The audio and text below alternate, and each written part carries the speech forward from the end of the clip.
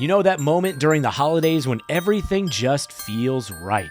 The tree's lit, the coffee's hot, and that first bite of sugar cake just melts in your mouth. Yep, that's Dewey's Bakery. Here in Winston-Salem, Dewey's has been baking up holiday magic since 1930. From their classic Moravian cookies to cheese straws, and of course, the holiday cake squares, where you can still get one free every Monday. Right now, it's the season for sweet treats at any of our 3 Triad area locations. In Winston-Salem at Thruway and Renolda Manor, plus one in Greensboro at Friendly Shopping Center. Easy holiday ordering is also available at local.deweys.com. It's also the season for raising sweet dough for your organization. Just contact any Dewey's store for more information on how you can set up your own holiday fundraiser, where 50% of the items sold go immediately back to your organization. Plus, holiday stores are popping up from mid-November all the way until Christmas Eve. In the Triad and beyond, these special holiday shops will assist in raising money for nonprofits, and the locations can be found by visiting deweys.com. So make the holiday special for the ones you love and others with Dewey's Bakery, home of free Cake Square Monday all year round. Dewey's, celebrate every day. This is the Triad Podcast Network. Hi, everyone. It's our final real estate podcast of 2025, and we're here with our friend Blake Ginther. He's our real estate expert. He's from the Ginther Group in Winston-Salem. Blake getting up early with us on a Friday morning to talk some real estate and give some predictions for 2026. I'm really curious about what Blake has to say about what could happen next year. But before we do that, my friend, this is one of my favorite things that we do on the episode, which is Blake dispels headlines in the national news. That's a wordy title for a segment. So I'll work on that. We'll use AI to shorten it. For yeah, sure. It needs to be shortened. Well, but regardless, you get sent a lot of headlines, and I share a lot of them with you. And we like to talk about, okay, like here's the real story. So don't get freaked out. Here's what's actually happening. Yep. So let me just toss it to you to say, what headlines have you been fed this week that just made you say, this doesn't make any sense? Well, and I do think, speaking of using AI to shorten it, I do think some of these like have to be written by AI because some of them like aren't English. I'm like, they're like one that was sent to me was real estate's gone negative for the first time in over 10 years. And I said out loud, the kids were in the back seat, and I maybe said a word I shouldn't have with my kids in the car. My wife said, "What?" And I went and I read it out loud, and she then said the same curse word because it's just so dumb. I mean, what are we talking? What does that even? I don't even know what that means. What I does don't know that what mean? gone negative means in real estate. Yeah, and what I think it was trying to say was that prices dipped. But what I would say, and another article we'll get to in a second that was sent to me, is that most people are not quote unquote underwater, right? There's very few people underwater, and which is a healthy, good sign for the housing economy. I think that what have prices dipped a little? Sure, demand dipped a lot. And we're going to have the best December that we've had ever as a team. And I think our second best month of the year in December.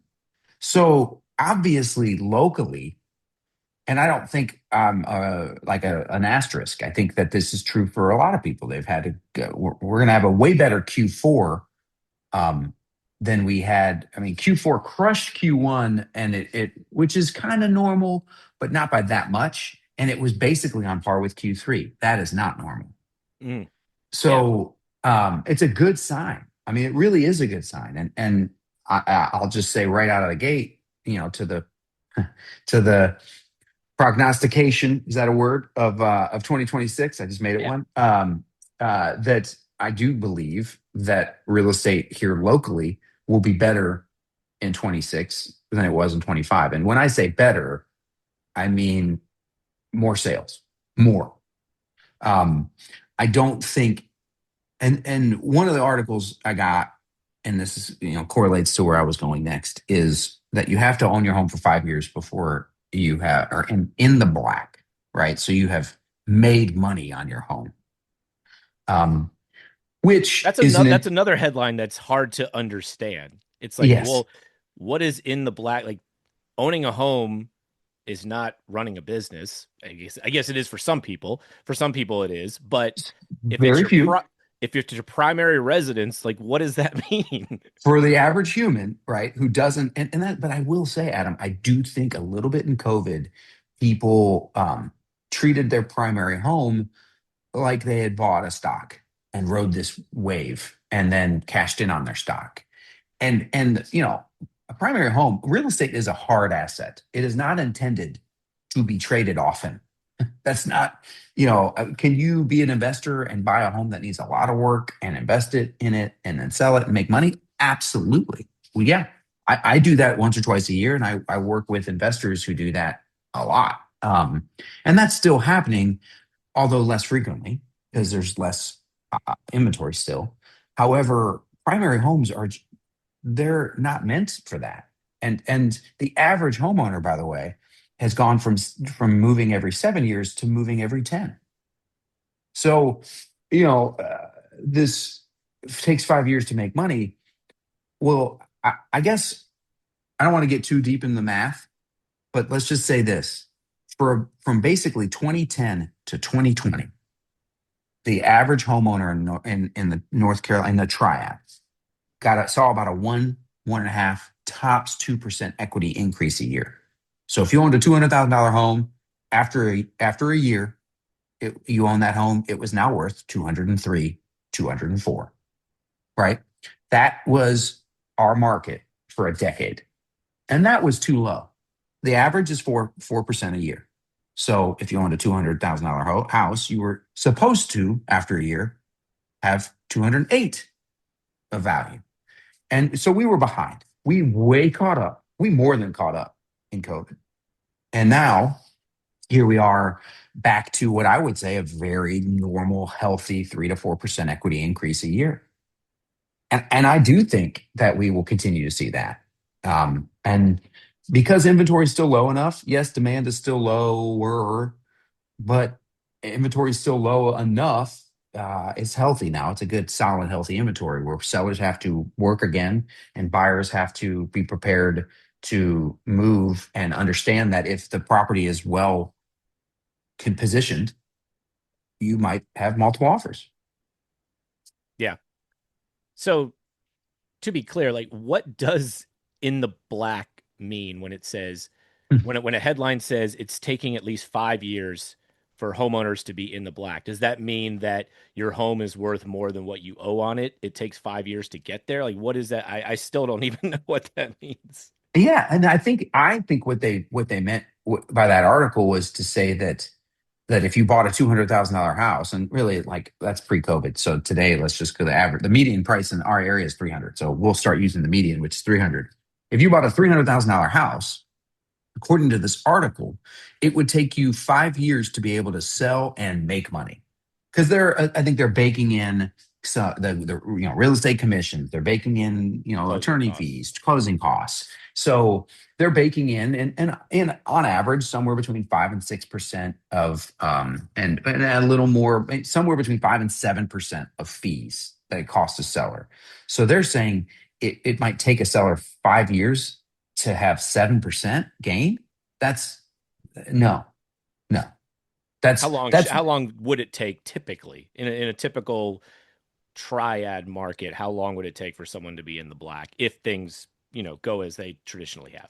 Yeah, well, as they were pre-COVID, it would have probably taken 3 to 4 years, Yeah. right? Less than five. Yeah. Oh, for sure. And now, but still now, I would say, I mean, if we're averaging close to 3 or 4% equity increase, that's, I mean, that's 1 to tops 2 years to be able to be in the black, to be able to sell and not lose. And I will tell you that the only caveat is, and I think that's why they wrote this article, is prices absolutely peaked Mother's Day of 2022. So if you bought late spring of 2022 and are looking to sell right now, especially specifically, a couple months ago, like in October when it was even slower than it is in December, which is really kind of weird.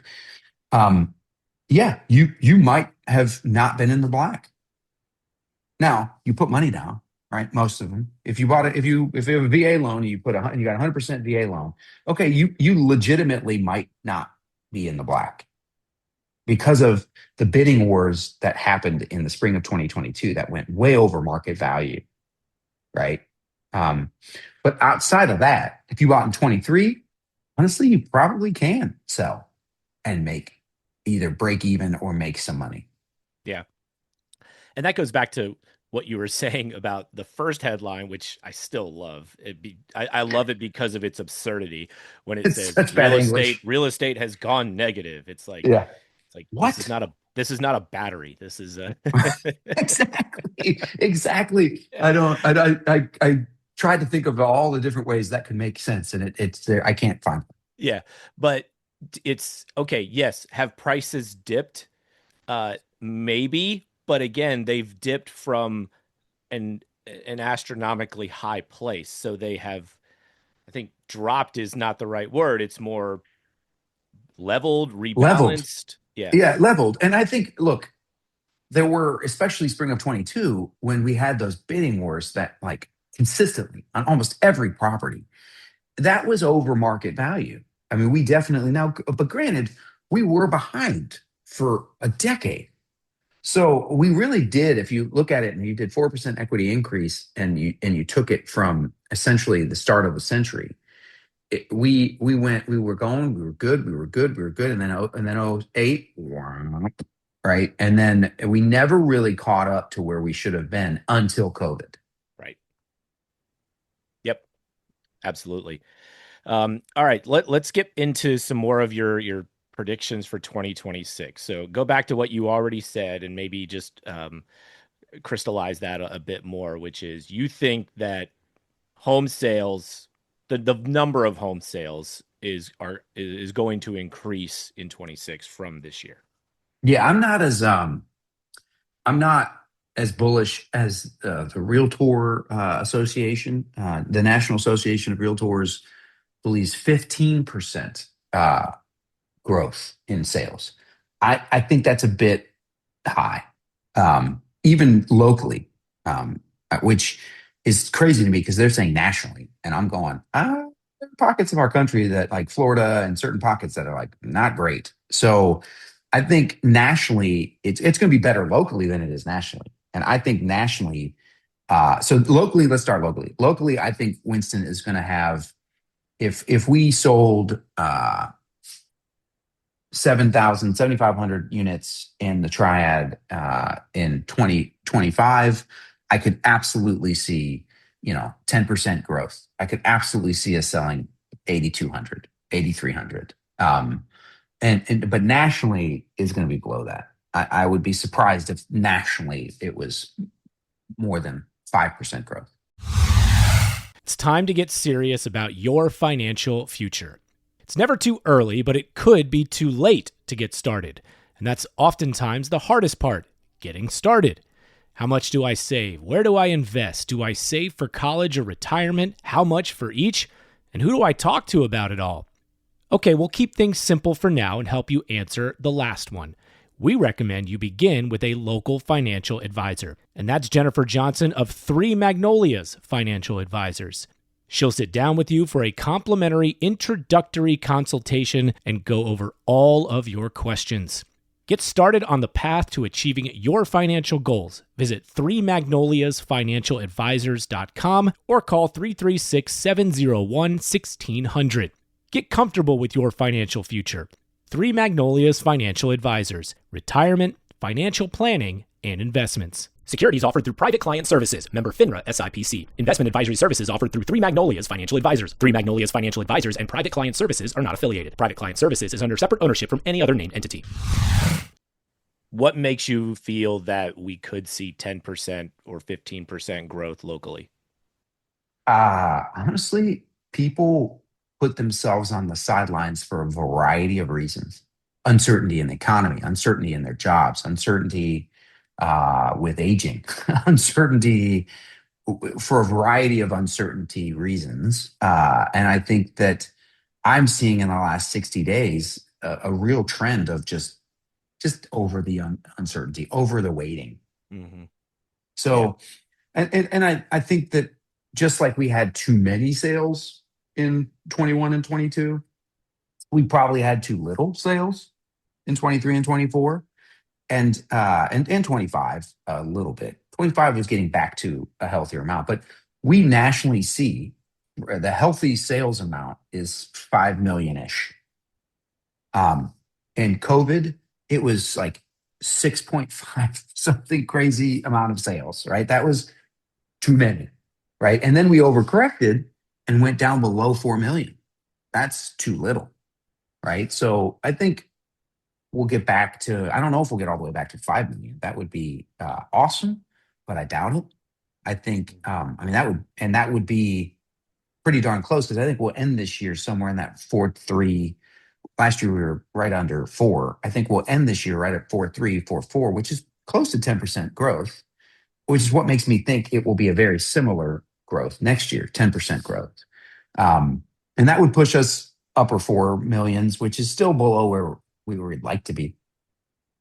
Yeah. That makes a lot of sense, that what people have started to realize here in the latter part of 2025, which is, I guess, contributes to what you said, that December has been a super strong month for real estate transactions, is that people are starting to understand what we've been saying on this podcast for the last several months, which is, Yeah. we're not going back to 2022 spring. Like, this is the new reality. This is what it is. So Yep. stop waiting. Yeah. Either do it or don't. But at the end of the day, this is it. This is it for a long time. And I think people are at peace with 6% is where we're going to be. Whether it's a hair below 6% or it's a hair above it, it's going to hover around 6 for the foreseeable future. We just had our fourth Fed drop by a quarter, and it did exactly nothing for the fourth time. And from an interest rate perspective, and that's partly where we talked about this in other episodes. It's the bond plus the Fed, and between the bond and the Fed, it's 6. By the way, in history, our country has been the healthiest fiscally when we are around 6%. That it is because money makes money, and people can borrow money, and not, And then lastly, the only thing we didn't, that I don't know if we should go down this path, because I don't know how many young people are listening to this, but I bet there's some extras like ourselves, although you might be a millennial, my young friend. But I think that there are people, for average first-time home buyers, 40 years old now. And That's crazy. It's crazy. You mentioned that on the last podcast, and I still can't wrap my head around that fact. That's wild. Well, it hit me, and I think, and I don't want to, I'm not getting on a high horse, I promise. I just want to say, Adam, did you have a roommate when you were in your early 20s? Yeah. If we asked, 20 or 30, if we asked 100 people our age-ish, right, late 30s through mid 50s, if they had a roommate in their early 20s, what do you think the average answer, like, what do you think the percentage would be that they had a roommate? Yeah, most people would say yes. Absolutely. Yeah, I'd say 80%, 80-ish percent. Yeah. What do you think it would be if we go poll 100 early 20s, out of college, early 20s, Yeah, if they have a roommate? lower. It's gonna be a lot lower. A lot lower. Yeah. A lot lower. So, by the way, when you ask 100 of them if they use DoorDash, what do you think the percentage will be? Pretty high. Pretty high. And all I'm saying is, like, if habits don't change, specifically for younger people, then they won't be starting their wealth journey. They'll be kicking their wealth journey down the road. And if you don't buy your first home until you're 40, your wealth journey is 15 to 20 years behind. And like, let's just stick to the most basic of simple. And I'm not comparing the housing market to stocks, I promise. However, there is a correlation. And one of the wealthiest people in the world is wealthy because he's old and he started stocks at a young age. Mm-hmm. And he started playing the wealth game in his early 20s. And I am concerned, and I sound like such an old man having this conversation with you, but I am concerned for the youth. If the habits don't get reformed, it's one thing for people in their 40s to use DoorDash and to not have a roommate, right? But yes, the world is expensive, but habits are expensive. When I was in my early 20s, there were times I had 2 roommates, but in most cases it was at least one. And so therefore I was paying $500 a month in rent because I was splitting it with 2 or sometimes 3 people. Same. And there were a lot of nights I was eating frozen pizzas out of the oven. Same. Rice-a-roni, chicken and rice, delicious. But again, I was able to save money, make sure that I was contributing to just an IRA, and look, need to be the stock market. We can't say, because we didn't have Amazon and we didn't have DoorDash, how hard it would have been for us to not do that.